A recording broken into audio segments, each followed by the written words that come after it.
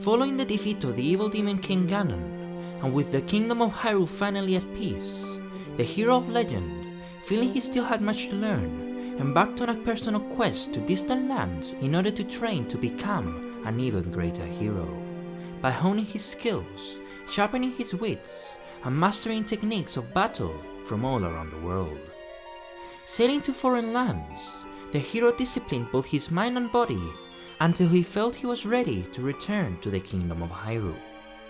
With his newfound skills and training complete, Link bought a small sailboat and began his trip back across the great Hyrulean Sea.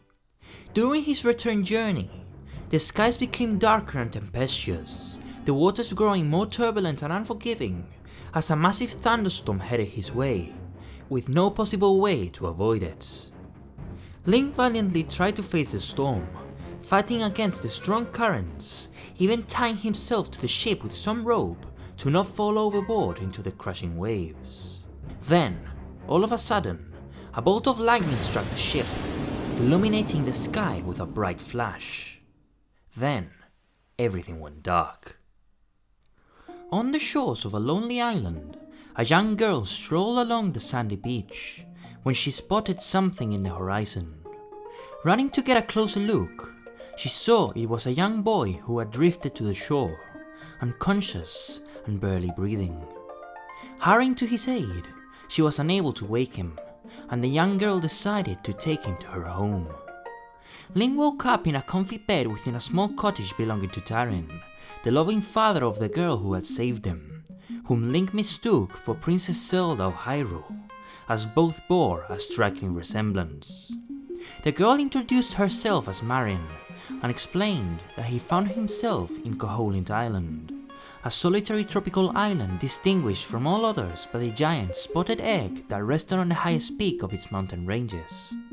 As Link prepared to leave towards the site of the wreckage, Tarin gave Link back his shield they found along the shoreline, and told him more things washed up on the beach, warning him to be careful, as monsters showed up near the beach the moment he washed ashore.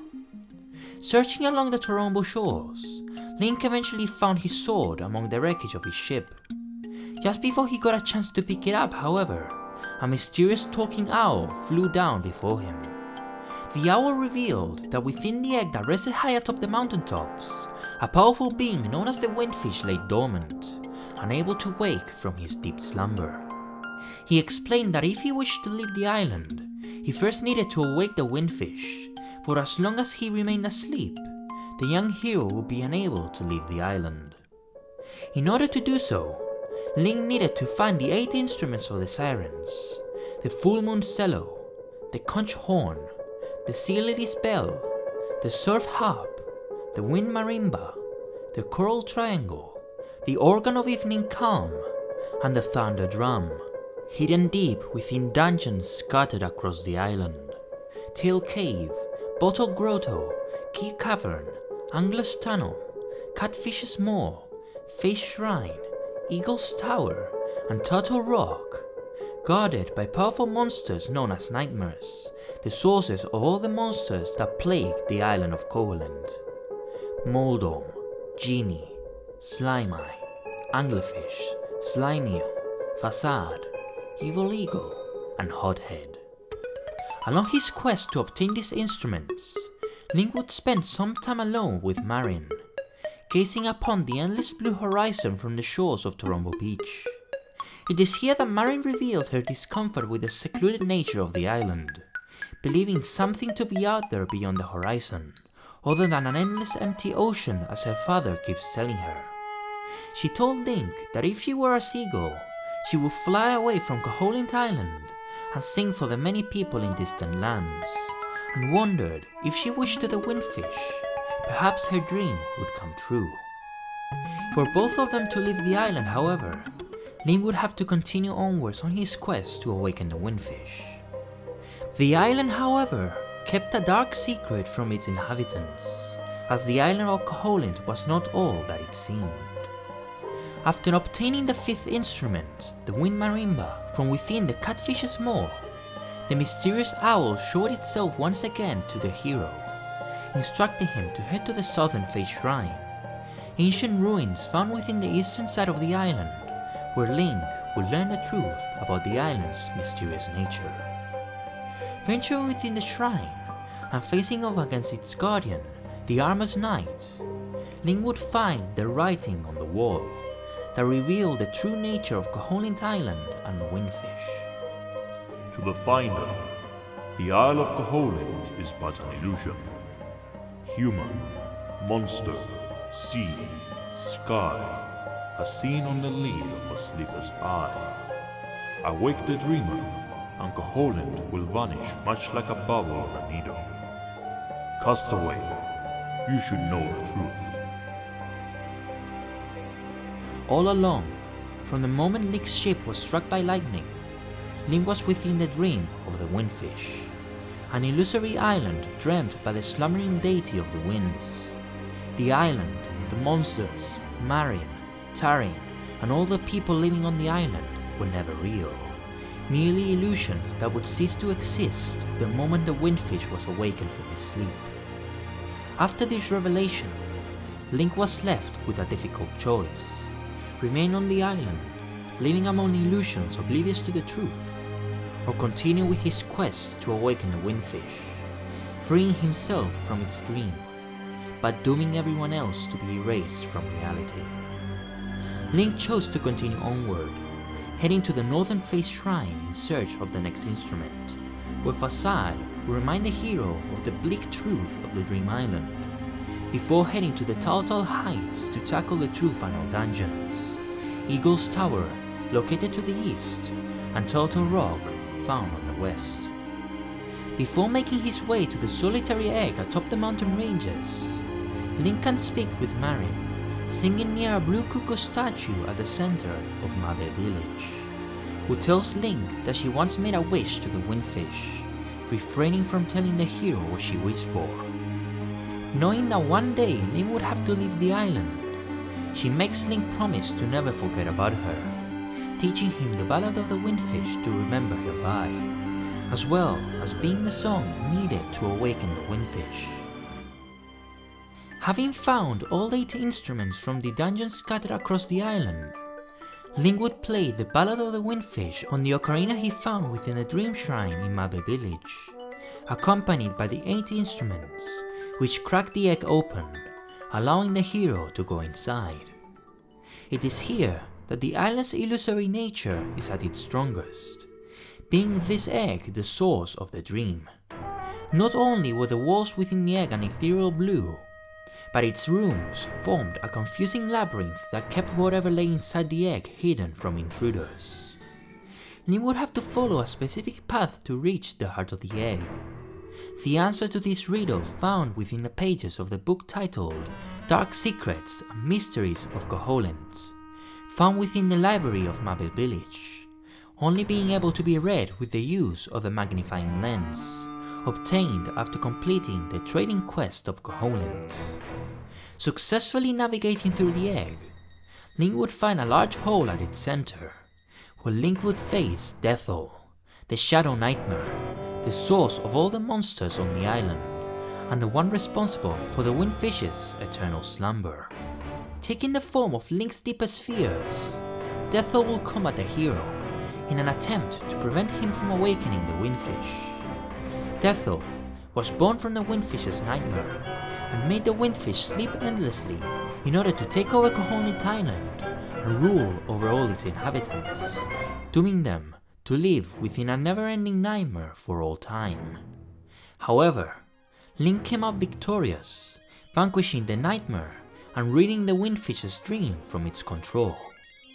With the nightmares gone, Link climbed up a long metallic stairway that led to a starry sky, where the owl will meet the hero for a final time. The owl explained that it was a part of the Windfish's spirit, a guardian of its dream world. The day the nightmares took over the dream, the Windfish's subconscious led the hero towards the island, as a desperate last resort to rid its dream from the nightmare's grasp. With his task to guide the hero complete, and the Windfish's awakening fast approaching, the owl bid farewell to the hero before fading away. It is then that Link came face to face with a windfish, a large winged whale adorned with cloths and precious jewels, who looked at the young lad with grateful eyes. I am the windfish. Long has been my slumber. In my dreams, an egg appeared. It was surrounded by an island, with people, animals, an entire world. But, verily, it be the nature of dreams to end. When I dost awaken, Koholint will be gone. Only the memory of this dreamland will exist in the waking world. Someday, thou may recall this island. That memory makes the dream world real. Come, Link, let us awaken together. Play the 8 instruments. Play the song of awakening. Link then took out the 8 instruments of the sirens and began to play the Ballad of the Windfish one final time, as its melodic notes began to pull the windfish back into the waking world. Mabe Village, the peaceful settlement near the beach, began to slowly disappear, its residents unaware of their existence coming to an end. Children under the bright rays of the sun slowly vanished from existence while innocently playing amongst themselves. Octoroks strolling down the beach on the side of the hero's wrecked ship, their last moments spent near the blue waves of the ocean. Tarin, Marin's loving father, hunting for mushrooms in the depths of the mysterious forest, unknowing of his fate. And Marin, the girl who found the hero washed ashore, who had developed strong feelings for the boy from across the sea. Koholint Island and all of its inhabitants began to fade away, as the windfish awakened from its deep slumber, the dream finally coming to an end. And with a stream of water, Link too was woken from the windfish's dream.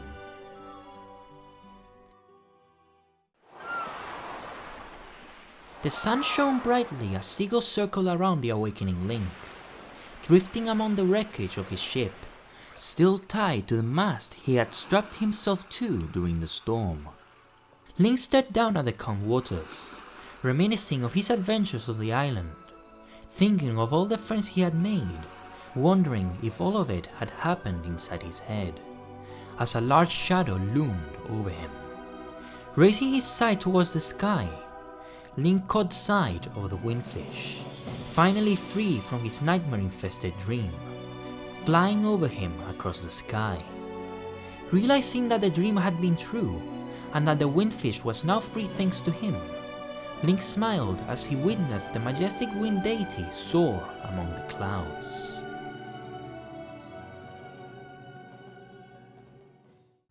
After the game's credits, if the player had managed to complete the game without dying a single time, a secret ending begins to play. Among the clouds, in the sky, an image of Marin fades into view, smiling back at the hero drifting on the sea, as she sings the melancholic Ballad of the Windfish. And as her song fades into the wind, a seagull is seen flying off into the distance.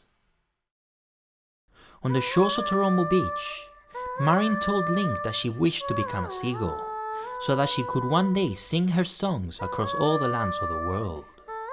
And before the game's ending, she took her wish to the windfish, a wish that the wind deity made a reality.